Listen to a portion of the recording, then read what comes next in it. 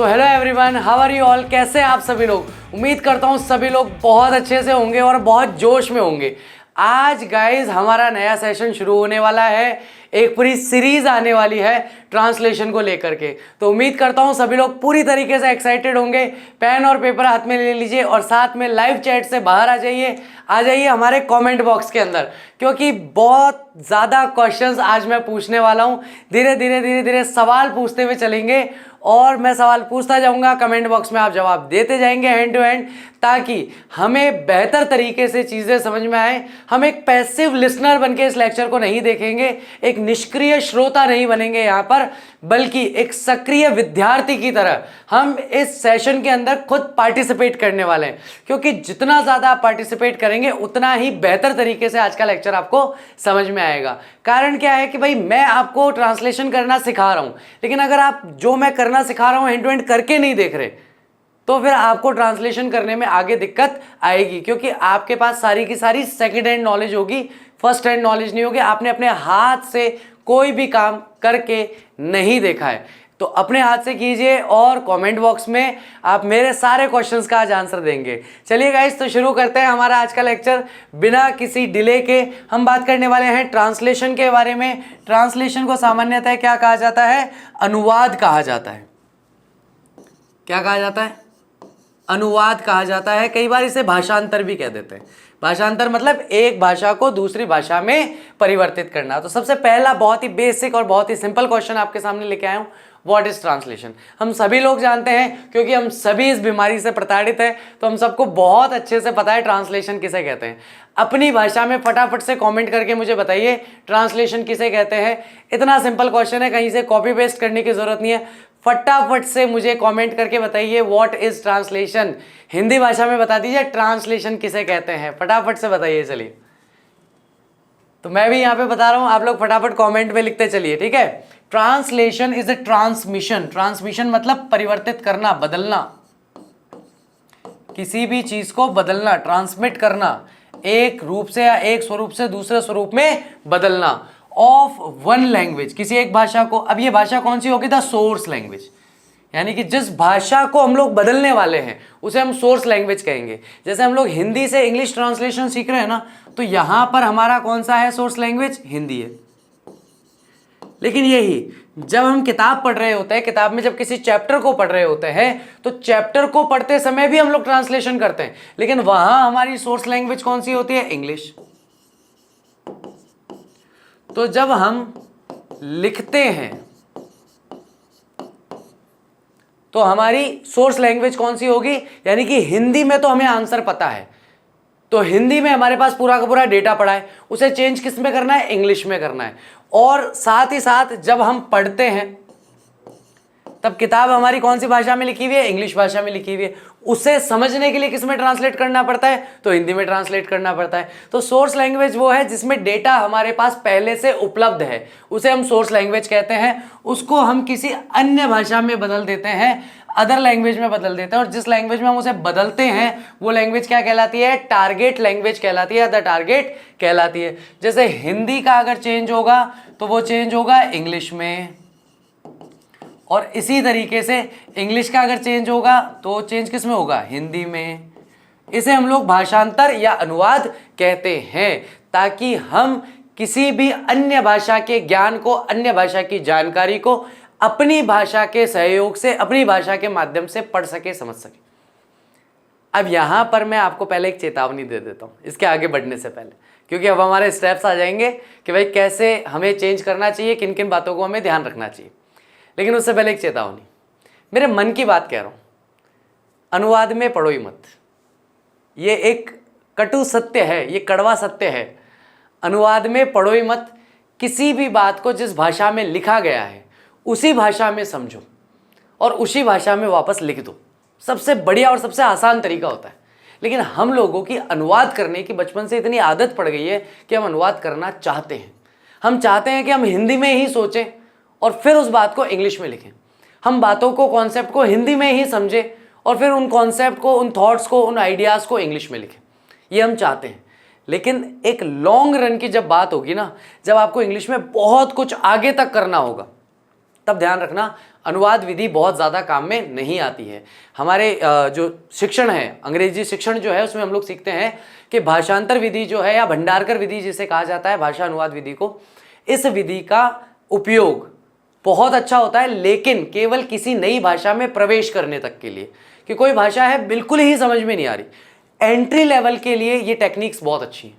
लेकिन जब आपको बहुत अच्छा इंग्लिश में करना है, आउटस्टैंडिंग आप परफॉर्म करना चाहते हो, इंग्लिश में समझो, इंग्लिश में ही लिखो, सीधी सी तरीका। और उसके लिए अनुवाद, शब्दानुवाद या शब्दार्थ जो है वो आपको बहुत हेल्प करते हैं, बहुत सहयोग करते हैं, वहां आपको टेंशन लेने की जरूरत नहीं पड़ती है। ये एक बस वार्निंग थी।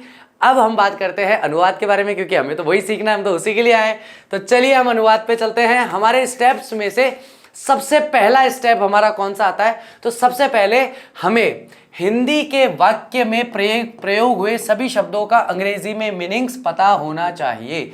अब एक बच्चा इंग्लिश लिखना तो चाहता है, वो लिखना चाहता है समझना, लेकिन समझना को इंग्लिश में क्या कहते हैं पता नहीं। और फिर बच्चा मेरे पास आके कहता है कि सर मुझे इंग्लिश नहीं आती। तो बेटा समझना को इंग्लिश में क्या कहते हैं? 1 सेकंड लगेगा, गूगल कर ले मेरे बच्चे। हाँ, समझना को इंग्लिश में क्या कहता है? 1 सेकंड लगेगा, गूगल कर ले, इंग्लिश आ जाएगी। कहीं ना कहीं से तो आपको शुरुआत करनी पड़ेगी, और शुरुआत के लिए सबसे अच्छा तरीका है शब्दार्थ। कि जो भी शब्द आपको हिंदी में पता है उसका अर्थ आपको अंग्रेजी में भी पता हो, यानी हिंदी के शब्दों का अर्थ आपको अंग्रेजी में आना चाहिए, तभी आप बहुत आसानी से अपनी बात को अंग्रेजी में लिख पाएंगे। अगर आपको हिंदी के शब्द इंग्लिश में नहीं आते तो किसी भी तरीके से आप मेहनत कर लीजिए, कोशिश कर लीजिए, इंग्लिश लिख ही नहीं पाएंगे, क्योंकि जिस बात को लिखना है उसका अर्थ नहीं पता। अब लिखने को इंग्लिश में क्या कहते हैं? नहीं पता सर। अब नहीं पता तो बेटा फिर कैसे लिखोगे?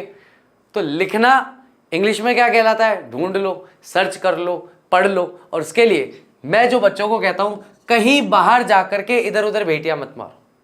चाहे क्लास 9th का बच्चा हो, चाहे क्लास 12th का बच्चा हो, चाहे किसी भी अन्य कक्षा का बच्चा, 9th का हो, 10th का हो, 11th का हो, 12th का हो, कहीं पर भी इधर उधर बाहर मत जाओ।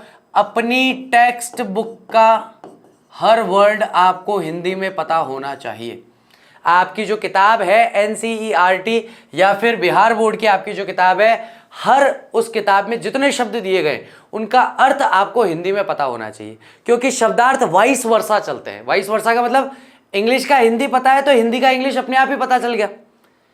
भाई अगर राइट को लिखना कहते हैं तो लिखना को क्या कहेंगे? कमेंट करके बताओ, लिखना को इंग्लिश में क्या कहेंगे? वाइस वर्सा चल गया ना। मैंने तो राइट का लिखना सीखा था कि राइट का मतलब लिखना होता है। मेरे किताब में इंग्लिश का वर्ड था, वहां से हिंदी अनुवाद सीख लिया। अब हिंदी का इंग्लिश तो अपने आप ही हो गया ना, उसमें अपने को अलग से कोई मेहनत करने की जरूरत थोड़ी है। जैसे कि द इंस्पेक्टर हैड स्माइल्ड। अब मुझे यहां पर निरीक्षक को क्या कहते हैं मुझे पता होना चाहिए। हिंदी में मुझे निरीक्षक पता है, इंग्लिश में इंस्पेक्टर नहीं पता। लिख पाऊंगा क्या? हाँ कि ना पे बोल बेटा, कमेंट बॉक्स में बता। मुस्कुराने को क्या कहते हैं? मुस्कुराने को इंग्लिश में क्या कहते हैं? मुझे नहीं पता। लिख पाऊंगा क्या? The inspector had smiled. चलो 9th क्लास के बच्चे जितने भी यहाँ मेरे साथ जुड़े हुए हैं, क्लास 9th 9वीं कक्षा के बच्चे, आपका फर्स्ट चैप्टर है the fun they had NCERT के अंदर, उसमें से लिए मैंने ये लाइन, क्योंकि हमें मेन समस्या तो आंसर लिखने में ही है ना। जितने उदाहरण लूंगा 9, 10, 11, 12 की बुक में से उठाऊंगा, स्टार्टिंग के फर्स्ट और सेकंड चैप्टर में से। जो लोग पढ़ के बैठे होंगे वो 1 सेकंड में पहचान जाएंगे। द इंस्पेक्टर हैड स्माइल्ड, कौन सा वो पॉइंट आया था जब इंस्पेक्टर ने स्माइल की थी? 9th के बच्चे जवाब दो फटाफट कमेंट बॉक्स के अंदर। कौन सा वो समय था जब इंस्पेक्टर बच्ची को देख करके मुस्कुराया था? द फन दे हैड में से है ये। और 12th क्लास के बच्चे, लेसन्स रिपीटेड इन यूनिसन, बताइए टेक्स्ट बुक में कहां पर आया? Lessons repeated. अब दोहराना को इंग्लिश में क्या कहता है? पता नहीं। यूनिसन, एक सुर में किसी बात को गाने को क्या कहते हैं? पता नहीं। इंग्लिश कैसे लिखोगे? इसलिए सबसे पहले अपने टेक्स्ट बुक में से, जो आपकी टेक्स्ट बुक है उसमें से हिंदी इंग्लिश के इंग्लिश से हिंदी में आप अपने शब्दार्थों को तैयार कीजिए। जितना ज़्यादा आप तैयार करेंगे उतनी ज़्यादा बड़ी आपकी वोकेबलरी होगी, जितनी ज़्यादा बड़ी आपकी वोकेबलरी होगी इंग्लिश उतनी आसानी से लिख पाएंगे। सेकंड पॉइंट क्या है, कभी भी वाक्य का अनुवाद करने के लिए हमें उस वाक्य के टेंस को समझना चाहिए कि वो प्रेजेंट टेंस में है, पास्ट में है अथवा वो फ्यूचर टेंस में है।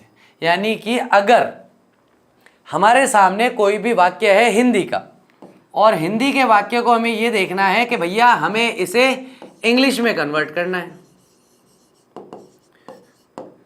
तो हिंदी से इंग्लिश में कन्वर्ट करते समय क्या होगा, अब बच्चों का एक बहुत ही कॉमन डाउट आप लोगों ने पिछले साल बहुत भरा है और पिछले साल खत्म होते होते तो इतना मेरे को परेशान कर दिया था जिसकी कोई हद नहीं। मतलब मुझे समझ में नहीं आ रहा था मैं अब कहाँ जाऊँ। कारण क्या हुआ मैं आपको बताता हूँ, और ये वास्तविक किस्सा है पिछले साल का, ये बिल्कुल मैं मनगढ़ंत नहीं बता रहा हूँ। कोई भी बच्चा बोलता सर मुझे हिंदी से इंग्लिश ट्रांसलेशन करने में नहीं आ रहा, मेरी उसको एक ही राय होती बेटा टेंस पढ़ने से शुरुआत करो, वहाँ से तुम्हारा बेस क्लियर होगा। अब बच्चे का सीधा रिप्लाई आता कि सर टेंस मेरे को अच्छी तरीके से आता है लेकिन फिर भी अनुवाद नहीं कर पा रहा। बताओ कमेंट करके बताओ किस किस के साथ ये समस्या है कि टेंस अच्छी तरीके से आते हैं लेकिन अनुवाद नहीं कर पा रहा। ऐसा हो ही नहीं सकता, मैं आपको बता रहा हूं, ऐसा हो ही नहीं सकता कि आपको टेंस आते हैं और आप अनुवाद नहीं कर पा रहे। समस्या क्या है, आप हिंदी में जो वाक्य लिख रहे हैं उस वाक्य का अर्थ आपको नहीं पता, उस वाक्य का टेंस आपको नहीं पता, उस वाक्य का सब टेंस आपको नहीं पता। ये सिंपल में जाएगा, कॉन्टिन्यूस में जाएगा, परफेक्ट में जाएगा या परफेक्ट कॉन्टिन्यूस में जाएगा। और ये यहाँ पर अंग्रेजी के नियम इतने साधारण हैं, इतने सरल हैं, कंफ्यूजन होता है हिंदी में। हमारे गुरुजी थे वो कहते थे ये हिंदी कंफ्यूज करता है, ये हिंदी कंफ्यूज करता है। बिहार का बालक कहता है हम तो पढ़ लिए सर, हम तो अंग्रेजी पढ़ लिए। लो साहब, हम तो अंग्रेजी पढ़ लिए। इस वाक्य का मुझे टेंस बताओ। अब आपके जितना हिंदी का ज्ञान है ना, वो पूरा हिंदी का ज्ञान लगा लो आप और मुझे ये बता दो कि इस वाक्य का टेंस क्या है और किस हिसाब से, हिंदी के किस नियम से ये वाक्य बना हुआ है। गड़बड़ या परेशानी इंग्लिश में नहीं है, गड़बड़ या परेशानी हिंदी में है, क्योंकि ये वाक्य हिंदी व्याकरण के हिसाब से अशुद्ध है। ये वाक्य हिंदी में कुछ बन ही नहीं रहा, ये हमारा बोलचाल का वाक्य है, ये हिंदी व्याकरण के अनुसार वाक्य नहीं है। तो सबसे पहले आपको इस वाक्य में समझना होगा कि हम तो हिंदी पढ़ लिए। जब मैं ऐसा कहता हूं इसका मतलब होता है मैं तो अंग्रेजी पढ़ चुका हूं। अब जब मैं इसको कहता हूं ना कि मैं तो अंग्रेजी पढ़ चुका हूं, मैं तो अंग्रेजी पढ़ चुका हूं, जब मैं ऐसे कहता हूं, अब यहां देखो पढ़ चुका हूं देखते ही हम सीधा कह देंगे कि भैया ये सेंटेंस प्रेजेंट में जाना और प्रेजेंट के भी परफेक्ट टेंस में जाना है। जब पढ़ लिए, पढ़ लिया हूं, जब ऐसा कुछ देखा समझ में ही नहीं आ रहा कौन सा टेंस है। लेकिन जैसे ही आपने अपनी हिंदी को सुधारा, आपको सीधा पढ़ चुका हूं, चुके हैं, ये सारे के सारे वाक्य देखते ही सीधा प्रेजेंट परफेक्ट टेंस दिमाग में आ जाता है। गड़बड़ कहाँ हुई? हिंदी में। हम कहाँ से सही करने की कोशिश कर रहे हैं? टेंस में, इंग्लिश में। और फिर कहते हैं हमें समझ नहीं आता है सर, समझ में आने में समस्या होता है थोड़ा।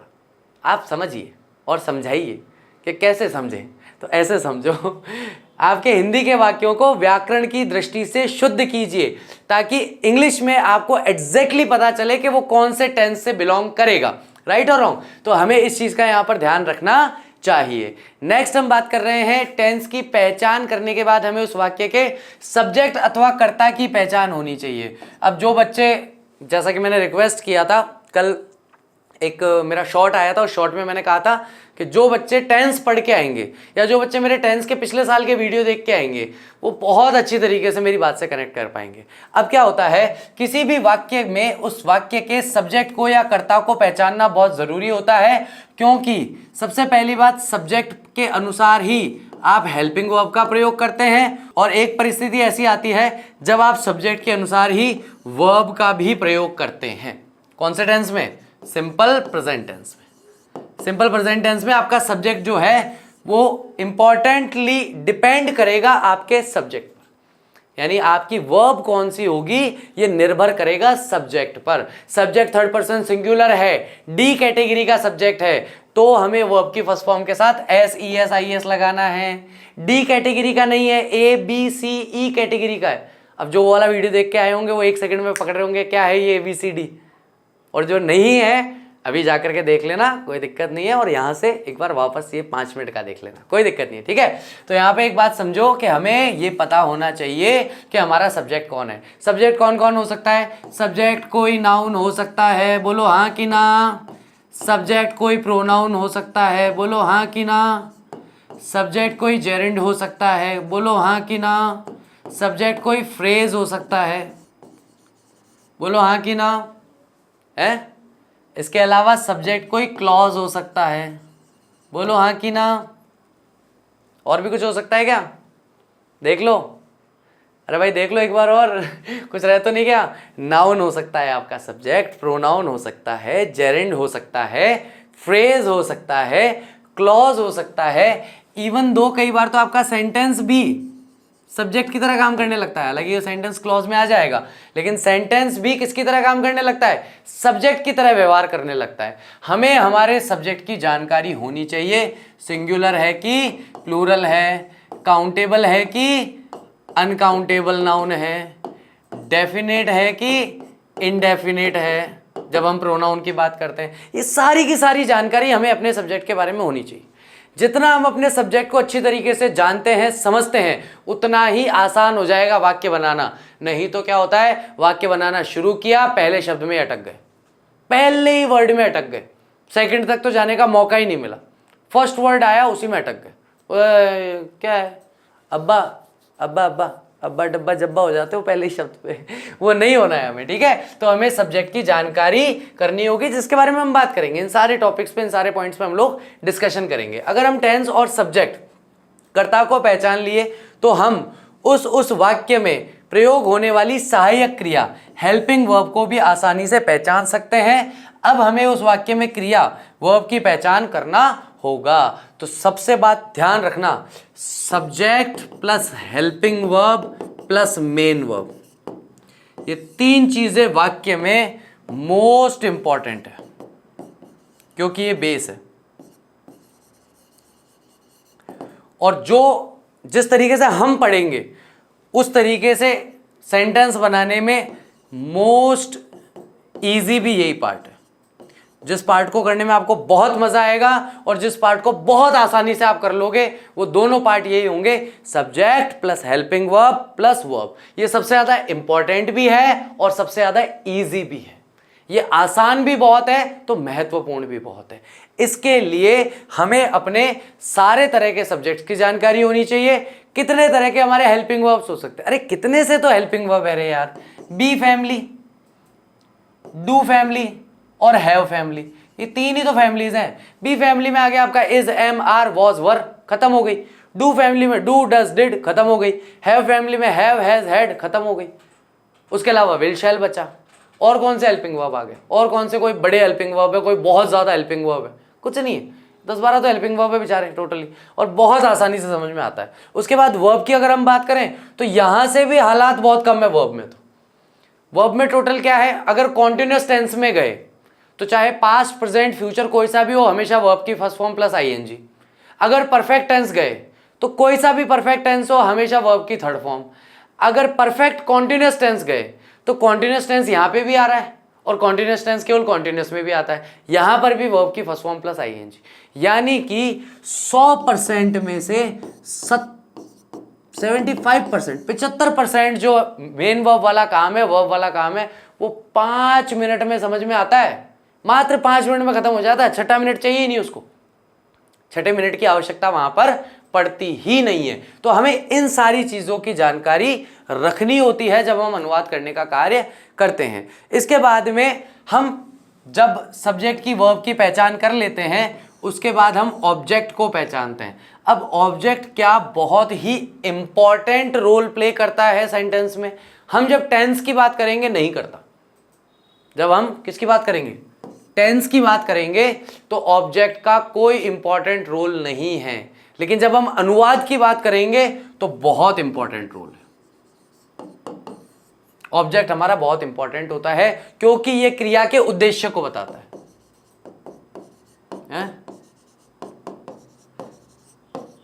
संस्कृत में बोलते हैं कर्तुरिप्सितमम कर्मः। ये संस्कृत में ऑब्जेक्ट की परिभाषा है, कर्तुरिप्सितमम कर्मः। कर्ता को जो सर्वाधिक प्रिय है, जिसके लिए वो क्रिया का संपादन कर रहा है, उसको कर्म कहते हैं। अंग्रेजी में उसी को ऑब्जेक्ट कहते हैं। तो संस्कृत में समझो, संस्कृत में समझ लो, हिंदी में समझो, हिंदी में समझ लो, इंग्लिश में समझो, इंग्लिश में समझ लो, जिसमें समझना है समझ लो।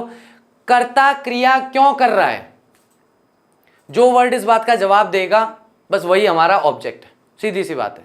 मैं घर जाता हूं तो मैं जाने की क्रिया कर रहा हूं। बताओ मैं कहां पहुंचना चाहता हूं, घर, तो मैं घर चाहता हूं इसलिए जाने की क्रिया कर रहा हूं, तो घर मेरा ऑब्जेक्ट हो जाएगा। राइट और रॉन्ग? मैं फल खाता हूं तो बताओ मैं खाने की क्रिया कर रहा हूं क्या प्राप्त करने के लिए, फल को अपने पेट में, तो इसके लिए फल मेरा क्या हो गया, ऑब्जेक्ट हो गया। इस तरीके से हम लोग देखते हैं ऑब्जेक्ट भी कई तरीके के ऑब्जेक्ट्स होते हैं। डायरेक्ट ऑब्जेक्ट भी आता है, इनडायरेक्ट ऑब्जेक्ट भी आता है, प्रीपोजिशनल फ्रेज के तरह ऑब्जेक्ट भी आता है, प्रीपोजिशनल ऑब्जेक्ट भी आता है। ये सारे के सारे अलग अलग तरीके के ऑब्जेक्ट्स हमारे होते हैं। जैसे कि मैंने एक वाक्य भी बोला कि मैं घर जाता हूं या मैं जाने की क्रिया करता हूं, तो इस वाक्य में जो मेरा ऑब्जेक्ट बनेगा वो प्रीपोजिशनल ऑब्जेक्ट होगा, यानी कि डायरेक्ट या इनडायरेक्ट ऑब्जेक्ट नहीं होगा। टेंशन की बात नहीं, इसके बारे में भी हम बात करेंगे। मैं आपको केवल एक ऑल ओवर बताने की कोशिश कर रहा हूं कि अनुवाद कोई छोटा सा टॉपिक नहीं है, उसमें बहुत सारे टॉपिक्स मिले हुए होते हैं। तो हम अभी केवल इसके परिचय पर बात कर रहे हैं। हम लोग बिल्कुल बेसिक से, बिल्कुल जीरो से शुरू करेंगे। मैं फल खाता हूं, राम पढ़ता है, ऐसे वाक्यों से शुरुआत करेंगे। उसके बाद में हम बड़े या कॉम्प्लेक्स सेंटेंसेस बनाने की ओर आगे बढ़ेंगे।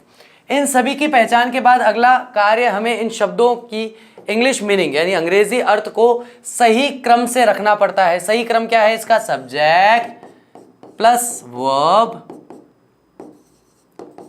प्लस ऑब्जेक्ट, इन दोनों को मिला के मैंने एक कैटेगरी का है वर्ब। तो कहीं पर हेल्पिंग वर्ब आती भी है, कहीं पर नहीं भी आती, कहीं पर हेल्पिंग वर्ब मेन वर्ब दोनों आती है। सही क्रम से रखना ही अनुवाद करना कहलाता है, या अनुवाद कहलाता है। जो भी हमने पढ़ा, समझा, सीखा, उसको बिल्कुल सही उचित क्रम में हमें रखना होता है। जैसा कि सेंटेंस स्ट्रक्चर या वाक्य संरचना का नियम हमें बताता है कि किसे कहाँ रखे जाना है।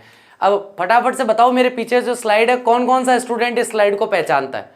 और फटाफट से, इससे पहले कि मैं इस स्लाइड के बारे में बात करूं, मैं 2 मिनट के लिए साइड में हट रहा हूं। फटाफट से कमेंट करके बताओ कि इस स्लाइड में क्या आपको समझ में आया, क्या आपको लग रहा है ये स्लाइड क्या कुछ बता रही है। ठीक है, तो आप लोग पहले अपनी तरफ से कोशिश करो, फिर अपन इस पर बात करेंगे।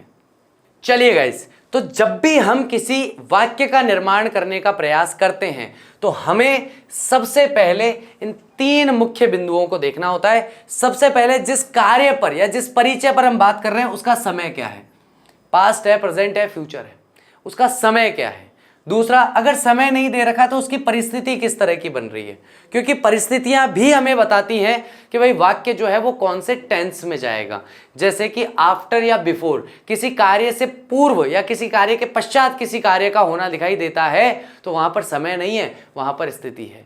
ऐसा कोई कार्य जो प्रतिदिन होता है तो समय नहीं है, स्थिति है। तो ऐसे वाक्यों को हमें कौन से टेंस में लेके जाना है, तो टाइम और सिचुएशन हमें बताती है कि हमारा सेंटेंस जो है वो किस टेंस में जाएगा। यानी कि हमारा जो सेंटेंस है वो पास्ट में जाएगा, प्रेजेंट में जाएगा या फिर फ्यूचर में जाएगा। तीनों में से कौन से टेंस में जाएगा ये हमें इससे पता चलेगा। दूसरा, उस समय या परिस्थिति के आधार पर कौन सा कार्य हो रहा है उस समय में, या फिर किसी चीज का डिस्क्रिप्शन या इंट्रोडक्शन तो नहीं दिया जा रहा, वर्णन या परिचय तो नहीं दिया जा रहा। आई वॉज अ स्टूडेंट, बताओ इसमें कौन सा कार्य है जो निरंतर हो रहा है, मुझे बताओ। आई वॉज अ स्टूडेंट में कौन सा एक्शन हो रहा है, फटाफट बताओ, कमेंट करो, फटाफट कमेंट करके बताओ। आई वॉज अ स्टूडेंट, मैं एक विद्यार्थी था, बताइए इसमें कौन सा कार्य है जो निरंतरता से हो रहा है, या कौन सा कार्य हो रहा है, निरंतरता भी छोड़ो, कौन सा कार्य हो रहा है इस वाक्य में, कोई कार्य हो रहा है क्या? मैं एक विद्यार्थी था। कोई क्रिया हो रही है क्या इसमें? क्या आप इसमें किसी मेन वर्ब का प्रयोग कर सकते हैं क्या? नहीं कर सकते। क्यों नहीं कर सकते? क्योंकि ये केवल और केवल मेरा परिचय मात्र है, और ये मेरा परिचय भी पास्ट टेंस में है। लो, परिचय भी है, भूतकालिक परिचय, वर्तमान कालिक परिचय नहीं है। तो ऐसे वाक्य भी होते हैं अंग्रेजी में जिसमें किसी कार्य का वर्णन नहीं किया जाता, यानी किसी वर्ब का, खास करके कौन से, किसी मेन वर्ब का प्रयोग नहीं किया जाता है, और केवल हेल्पिंग वर्ब के प्रयोग से या हेल्पिंग वर्ब की सहायता से हमारा वाक्य पूर्ण हो जाता है। तो जब हम किसी कार्य का वर्णन करते हैं या परिचय देते हैं तब हम इसका प्रयोग करते हैं, और इन दोनों के आधार पर हम क्या करते हैं? सेंटेंस कंस्ट्रक्शन करते हैं, वाक्यों का निर्माण करते हैं। चलिए जरा 4 वाक्य हैं, निर्माण करके देखते हैं। पहला वाक्य है आई वोक अप एट 7 AM। अब वोकअप बोल रहा हूं मैं यहाँ पे, है ना, हिंदी में अनुवाद करता हुआ चल रहा हूं। आई वोकअप, वोकअप का मतलब हो गया कि यहाँ पे मैं वर्ब की सेकंड फॉर्म का प्रयोग कर रहा हूं, और वर्ब की सेकंड फॉर्म का प्रयोग कर रहा हूं, तो इससे मुझे ये पता चल गया कि मेरा वाक्य किसका है? सिंपल पास्ट टेंस का है। देखो कितना आसान है, केवल एक शब्द देखा मैंने, वर्ब की सेकंड फॉर्म, और तुरंत मेरे को पता चल गया कि टेंस कौन सा है इसके अंदर। सिंपल पास्ट टेंस है। आई वोक अप एट 7 AM, मैं 7 बजे उठा था। ये लोग ऐसा। अब अगर यही मैं आपको वाइस वर्सा करने के लिए कहूं कि उल्टा करूं, तो सबसे पहले क्या है? आई, मैंने अपने कर्ता को पहचाना, मेरा कर्ता कौन सा है। उसके बाद क्रिया क्या हो रही है? उठा, यानी सोकर उठने की क्रिया हो रही है। था मतलब पास्ट टेंस, कितने बजे उठा था? 7 बजे उठा था। ये मेरी एडिशनल इंफॉर्मेशन है, और एडिशनल इंफॉर्मेशन आई तो देखो प्रीपोजिशन के साथ मैंने इस इंफॉर्मेशन को रखा, यानी कि पहले एक प्रीपोजिशन का इस्तेमाल किया, उसके बाद उस इंफॉर्मेशन को रख रहा हूं। इसी तरीके के दूसरे वाक्य में द अर्थ राउंड्स द सन। तो अब मुझे एक बात बताओ, कौन किसकी परिक्रमा कर रहा है? तो पृथ्वी जो है वो सूर्य की परिक्रमा करती है। अब यहां पर मेरा कर्ता कौन हुआ? सबसे पहले मेरा सब्जेक्ट कौन है? परिक्रमा करने का काम कौन कर रहा है? अर्थ कर रहा है, तो पृथ्वी, ये मेरा शब्द आ गया। अब ये क्या कर रही है? परिक्रमा कर रही है। कर रही है कि करती है? तो परिक्रमा करती है।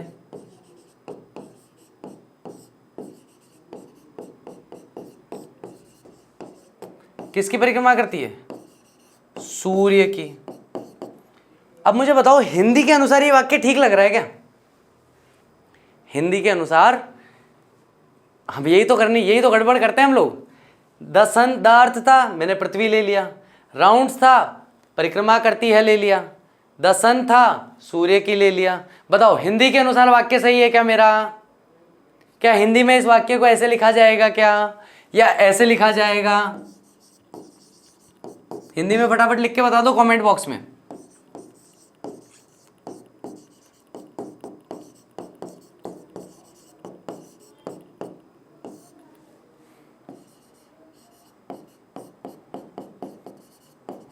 बताओ कौन सा सही? ए वाला सही है कि बी वाला सही है? दोनों में से कौन सा सही है? हाँ, फटाफट से बताओ कौन सा सही है। और उसके बाद में सेंटेंस नंबर 3 और 4, इन दोनों सेंटेंसेस का हिंदी अनुवाद क्या होगा वो मुझे आप करके बताइए। ठीक है गाइस? तो थर्ड वाक्य बहुत आसान है। फोर्थ सेंटेंस जो है वो थोड़ा सा आपको कॉम्प्लीमेंट की तरफ लेके जाएगा, और जिन्हें पता है एक सेंटेंस में कॉम्प्लीमेंट क्या होता है मुझे बताइए, कमेंट करके मुझे बताइए what is complement in a sentence. किसी भी वाक्य में कॉम्प्लीमेंट क्या होता है? 3-4 क्वेश्चन दे दिए मैंने अभी एंड टू एंड ही, और ध्यान रखना मेरे आगे के जितने लेक्चर आएंगे उसमें ऐसे ही हर 2-3 मिनट में आपको क्वेश्चन मिलते रहेंगे, और आपको एक्टिवली कमेंट बॉक्स के अंदर उन क्वेश्चंस का आंसर मुझे देना है। ठीक है गाइस? तो यहां पर हम अभी बताएंगे कॉम्प्लीमेंट किसे कहते हैं। ठीक है, कॉम्प्लीमेंट को आप लोग मुझे बताएंगे कॉम्प्लीमेंट किसे कहते हैं। और आज के लिए आपका जो होमवर्क होने वाला है वो होमवर्क ये होने वाला है अपने बारे में।